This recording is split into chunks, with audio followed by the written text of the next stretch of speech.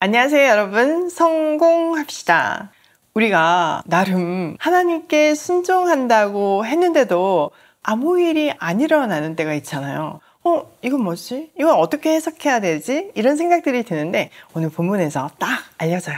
한번 본문 속으로 들어가 보도록 할게요. 6절, 눈의 아들 여호수아가 제사장들을 불러서 말하였다. 언약궤를 메고 서시오. 그리고 7 제사장은 제각기 7 수량 뿔 나팔을 들고 주님의 궤 앞에 서시오. 또 그는 백성에게 말하였다. 앞으로 나아가라. 성을 돌아라. 무장한 선발대는 주님의 궤 앞에 서서 행군하여라. 하나님께 여리고 정복은 어떻게 해야 되는지에 대한 전략을 들었어요. 근데 여호수아는요, 지체 없이 그대로 순종해요. 이건 믿음이 있었기 때문에 가능했죠. 말씀대로 제사장들이 언약궤를 메고 서고, 또 제각기 수량 뿔 나팔을 들고 언약궤 앞에 서고, 무장한 백성들도 앞에 서고, 또 나머지 백성들은 성 주위를 돌 준비를 했죠. 이 여호수아의 신속한 순종은요, 리더로서 그의 믿음과 결단을 한눈에 보여줘요. 자, 8절, 여호수아가 백성에게 명령한 대로 제각기 수량 뿔 나팔을 든 7 제사장은 주님 앞에서 행군하며 나팔을 불었고 주님의 언약궤는 그 뒤를 따랐다. 또한 무장한 선발대는 나팔을 부는 제사장들보다 앞서서 나갔고 후발대는 궤를 따라갔다. 그동안 제사장들은 계속하여 나팔을 불었다. 여호수아가 또 백성에게 명령하였다. 함성을 지르지 말아라. 너희 목소리가 들리지 않게 하여라. 한마디도 입 밖에 내지 말고 있다가 내가 너희에게 외쳐라 하고 명령할 때 큰 소리로 외쳐라. 이처럼 여호수아는 주님의 궤를 메고 성을 한 바퀴 돌게 한 다음에 진에 돌아와서 그 밤을 진에서 지내게 하였다. 자, 첫째 날 하나님의 말씀대로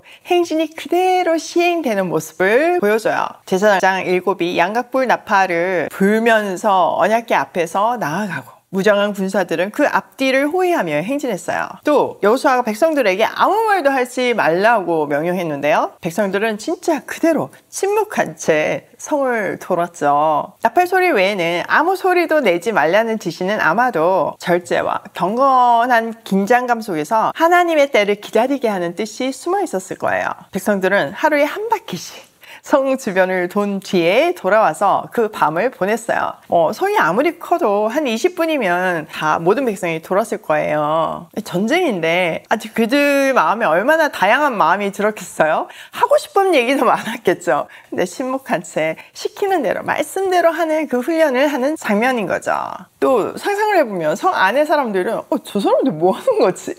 얼마나 황당했을까요? 제가 이제 아침마다 했던 묵상을 우리 하랑이한테 이야기 버전으로 해주는데 오늘 아침에 이 내용을 보면 눈이 동그래져가지고 막 너무 신나서 듣더라고요. 성 안에 그 분위기도 상상하면서요.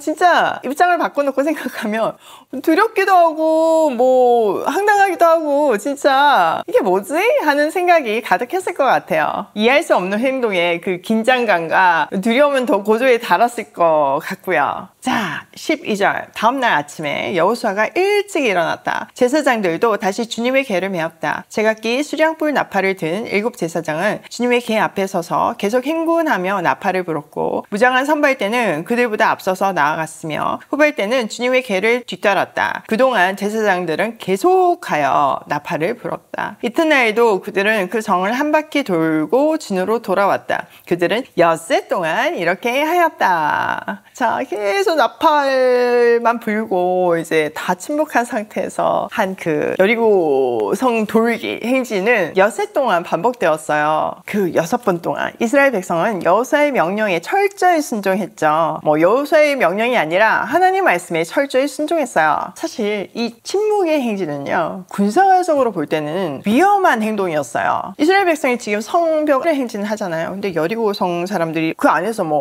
몰라라 하는 게 아니라 그 안에서 지켜보고 있을 거잖아요. 군사들이 화살이나 돌을 던지면 행진하는 이스라엘은 치명타를 입을 수 있는 좋은 표적이 될 수 있었어요. 그런데 성경은 여리고 측의 어떤 조그만 공격도 기록하고 있지 않잖아요. 왜일까요? 네, 맞아요. 하나님께서 여리고 사람들의 간담을 서늘하게 하고 있었으니까 있으니까 무서워서 꼼짝도 못한 거예요. 그냥 너무 두려움에 쌓여 있었던 거죠. 이미 그 상황을 라헬을 통해서 말씀해 주셨잖아요. 또 이번에는 이스라엘 입장에서 한번 생각을 해봐도 이거는 엄청난 믿음과 인내가 필요한 순종이었어요. 여리고성 주위에 돌고 있는 이들에게 조롱이나 비웃음이 들려왔을지도 모르죠. 이 침묵을 지키는 순종은 쉬운 일은 아니었을 거예요. 말하고 싶고 이건 아니다 뭐 이렇게 자기 생각을 드러내고 싶고, 그러니까 일을 해보면 한 가지 일에 수많은 의견을 내는 게 사람의 그 본능이잖아요. 그런데 여기서는 말없이 행진하며 하나님만 바라보는 훈련을 하고 있는 거예요.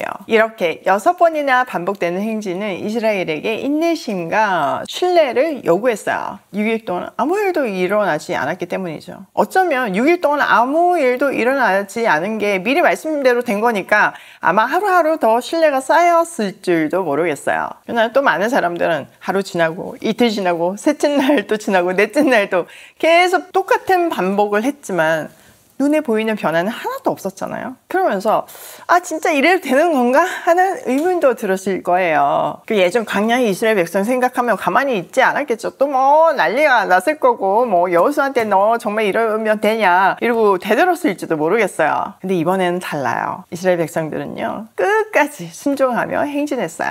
말씀대로요. 이거는 우리에게 말해주는 바가 너무 커요. 우리도 일상에서 뭐 기도, 말씀, 예배 이런 영적 훈련을 매일 하잖아요. 근데 당장 변화가 안 보일 때가 너무 많아요. 내가 진짜 잘하고 있는 건가? 이게 정말 하나님 뜻인가? 이건 아닌 것 같아. 막 이런 질문들이 들잖아요. 근데 정말 이 이스라엘 백성들처럼 꾸준히 입 다물고 순종하면서 주님을 바라보며 나아갈 때 하나님은 하나님의 때에 반드시 역사하세요. 이스라엘은 이 작은 순종을 쌓아감으로 해서 큰 역사를 준비하고 있었던 셈이죠. 그 과정을 통해서 겸손과 의지하는 것과 연단도 이루어졌을 거예요.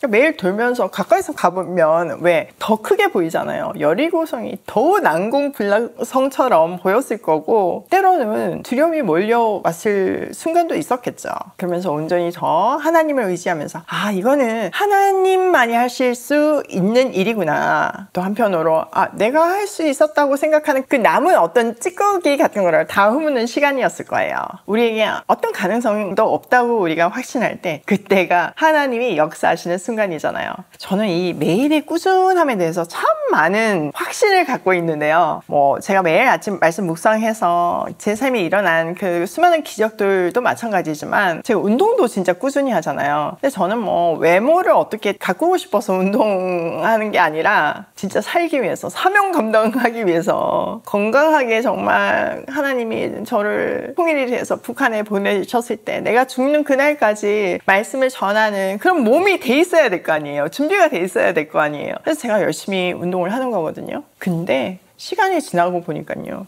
근육이 생겨 있더라고요. 저도 제가 제 몸을 보고 깜짝깜짝 놀랐다니까요. 그러니까 매일의 순종이 진짜 이렇게 중요해요. 변화가 없는 것 같지만 반드시 변화가 있어요. 또 하나 우리가 주목해야 될 점은 하나님은 즉각적으로 이렇게 뭐 이기게 해줄 수도 있었잖아요. 근데 엿새 동안 시간을 주셨어요. 아마 두 가지 의미였을 거예요. 하나는 그 성안의 사람들에게 기회를 주신 거죠. 회개할 수 있는 기회. 요나 선지서에도 보면 하나님이 심판을 선언했지만 돌이키는 사람들에게 긍휼을 베푸셨잖아요. 근데 이번에는 안타깝게 라합 집만 빼고 그 누구도 돌이키지 않았어요. 또 더불어서 이스라엘 백성들에게는 정말 영적인 긴장의 끈을 풀지 않고 온전히 하나님을 의지하는 훈련을 하는 시간이었을 거예요. 이걸 통해서 이 원리를 우리 삶에 적용해본다면 진짜 당장 응답이 없고 하나님이 침묵하시는 것 같아도 그 침묵은 하나님이 역사하지 않으신다는 뜻이 아니라 우리의 믿음과 순종을 연단하시는 과정이고 하나님의 타이밍을 기다리는 믿음을 배우는 시간이라는 사실을 꼭 기억하기로 해요. 자, 오늘 내용을 우리 삶에 한번 적용을 해보면 첫 번째, 즉각적인 순종은 믿음이 있을 때 가능하다. 순종을 느긋하게 내 타이밍에 하는 것이 아니라 즉각적으로 해야 하는 믿음의 반응이에요. 두 번째, 눈에 보이는 변화가 없어도 꾸준한 순종이 진짜 믿음이다. 여러분 매일 말씀 공부하는 거, 매일 뭐 기도하는 거, 예배 드리는 거 금방 눈에 보이는 어떤 결과물이 안 보일 수 있어요. 근데 우리 안에 있는 그 교만과 뭐 불신앙 이런 거 다 품으시는 시간이고 나를 준비시키고 나를 쓰시기에 합당하게 다듬는 시간이라는 사실을 꼭 기억하기로 해요. 세 번째, 하나님의 침묵은 준비의 시간이다. 동의하시죠? 오늘도 보이지 않는 중에도 끝까지 묵묵히 순종하면 하나님의 때에 약속하신 승리가 반드시 현실로 드러난다는 것을 확신하며 고고싱해요.